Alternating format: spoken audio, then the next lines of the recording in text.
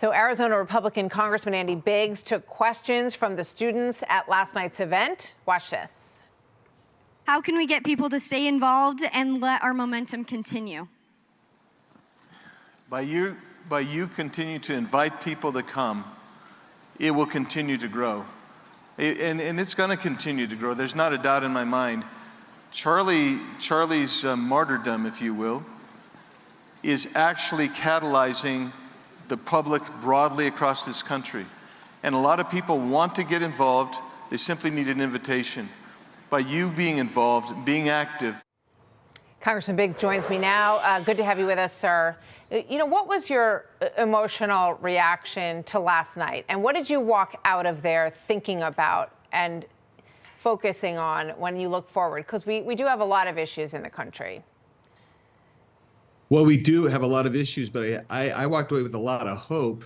I mean, the place was filled to the gills, 6,000 or whatever that number was, 6,500.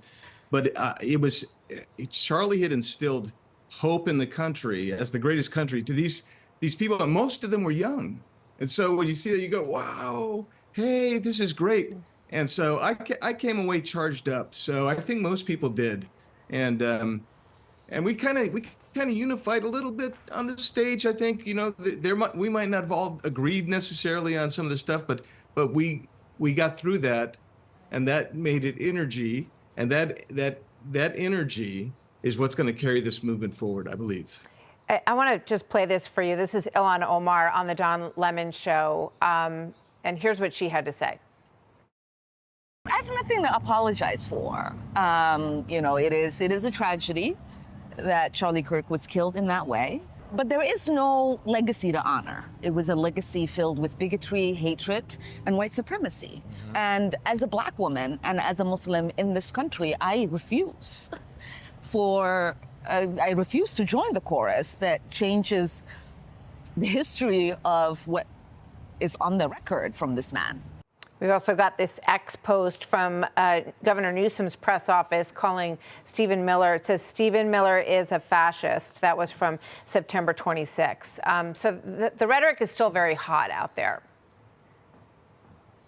Yeah, it is, Martha. And that's the kind of rhetoric that charges up people who are not quite stable or who are looking for an outlet that includes violence. And so it's mind-boggling to me that you have people that profess to be tolerant of others, that are exhibiting this intolerance, but not just intolerance, but actually open hatred and dehumanizing of people. And when you do that, that's what inspires radical crazies to come out and engage in violence. And we don't want that.